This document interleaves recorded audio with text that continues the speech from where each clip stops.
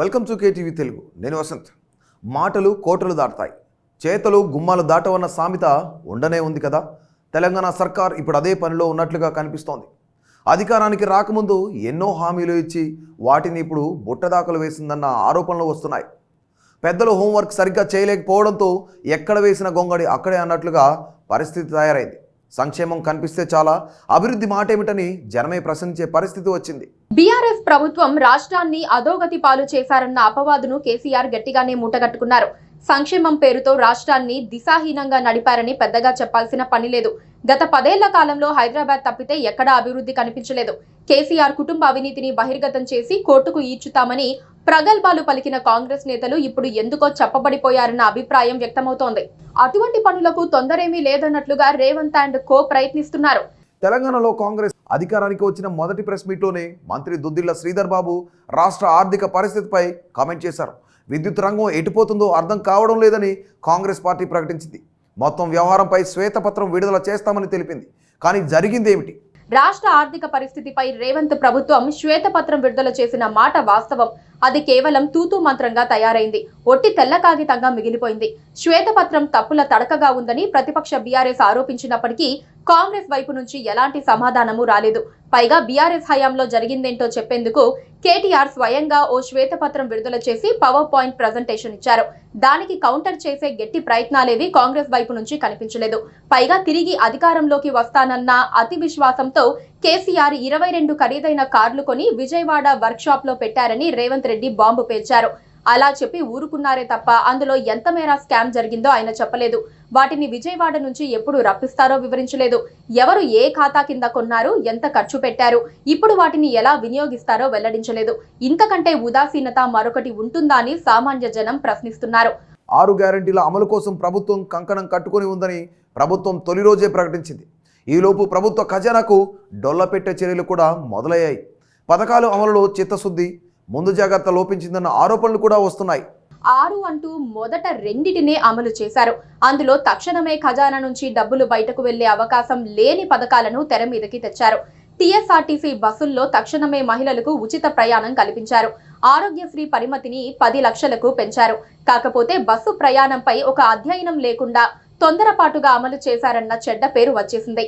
కొన్ని చోట్ల మహిళలు విపరీతంగా ఎక్కేయటంతో బస్సులు కిక్కిరిసిపోతున్నాయి.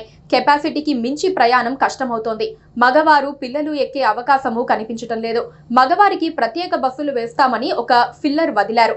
ఆ పని ఎప్పుడు చేస్తారో మాత్రం చెప్పటం లేదు. 0 టికెట్ పరిహారం కింది ఆర్టీసీకి ఎంత కట్టాలో తేల్చాల్సి ఉంది. ఆ క్రమంలో వచ్చిన ఆదాయాన్ని అటువైపు మళ్లిస్తే అభివృద్ధి కార్యక్రమాలకు ఎక్కడ నుంచి తెస్తారో అర్థం కావటం లేదు. ఆరోగ్యశ్రీ నిర్వహణే సరిగ్గా లేదు. జాబితాలో ఉన్న ఆసుపత్రులకు సకాలంలో బిల్లులు అందటం లేదు. అలాంటప్పుడు గరిష్ట పరిమితి పెంచి మాత్రం ప్రయోజనం ఏముంటుంది?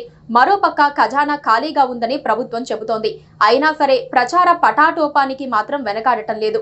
గ్యారెంటీలకు దరఖాస్తు చేసుకోవాలంటూ పత్రికల్లో ఫుల్ పేజీ ప్రకటనలిచ్చి డబ్బును వృధా చేసింది.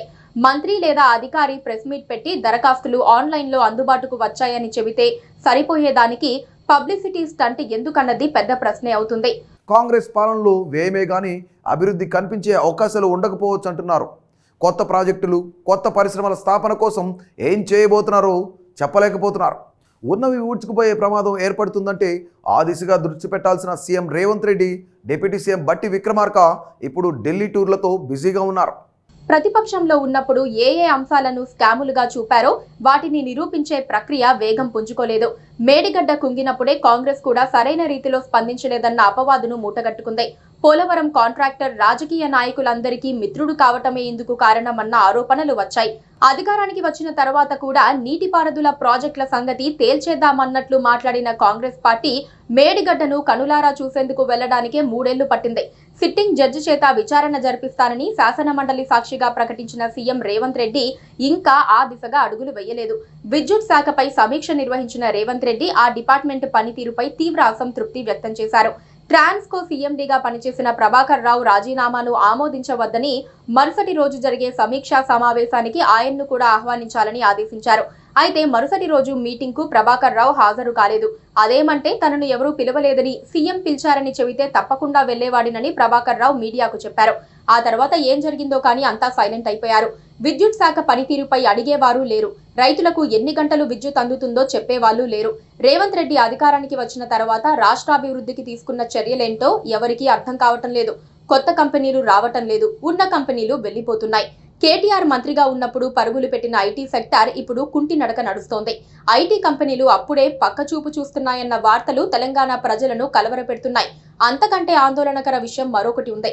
హైదరాబాద్ రియల్ ఎస్టేట్ కిందకు దిగే ప్రమాదం ఉందని, అప్పుడే కొంత తగ్గుదల బాటలో నడుస్తోందని చర్చించుకుంటున్నారు. హైదరాబాద్ తో పాటు తెలంగాణలోని ముఖ్య నగరాల్లో రియల్ ఎస్టేట్ మీద బతికే వారి సంఖ్య లక్షల్లో ఉంటుంది. లక్షల కోట్ల పెట్టుబడి వ్యవహారం అది. వందల కోట్లలో పెట్టుబడి పెట్టి రాబడి కోసం ఎదురు చూసే వాళ్ళుంటారు. దిగువకు చిన్న కదలిక ఏర్పడినా రియల్ ఎస్టేట్ రంగానికి వందల కోట్లలో నష్టం వస్తుంది. ఆ సంగతి రేవంత్ రెడ్డికి, కాంగ్రెస్ నేతలకు తెలియంది కాదు. ఉద్యోగ ఉపాధి అవకాశాలు పెంచే దిశగా అడుగులు పడటం లేదన్న అభిప్రాయము వ్యక్తమవుతోంది. Telangana public service commission chairman సభ్యుల్లో కొంతమంది రాజీనామా చేయగా వారిని త్వరితగతిన నియమించి ప్రక్రియను వేగవంతం చేయాల్సి ఉంది. త్వరలో చైర్మన్ నియామకం అన్నారే తప్ప ఆ పని ఎప్పుడో చెప్పటం లేదు. గ్రూపు పరీక్షల నిర్వహణ షెడ్యూల్ ఎప్పుడు వస్తుందో చెప్పలేకపోతున్నారు. ఇప్పటికే యువత నిర్వీర్యమైపోతోంది. ఏళ్లుగా ఉద్యోగ నియామకాల కోసం వేచి ఉన్న వారికి ఇంతవరకు తీపి కబురు అందటం లేదన్న ఆగ్రహం కట్టలు తెంచుకొని ప్రవహిస్తోంది. ప్రజలకు తక్షణమే మేలు జరగాల్సిన చర్యలు తీసుకోవాల్సిన రేవంత్ సర్కారు అలాంటి పనులు చేయడం లేదు. పైగా 100 ఎకరాల్లో హైకోర్టు కడతాం, శాసనమండలి నిర్మాణం చేస్తామని ప్రకటిస్తోంది. గట్టిగా విమర్శలు వచ్చినప్పుడు అట్లా కాదు ఇట్లా అని మాట మారుస్తుందే తప్ప చివరకు ఏం చేసిన దాఖలాలు కనిపించడం లేదు. ఈ రాష్ట్రం ఎటుపోతుందో మరి చూడాలి.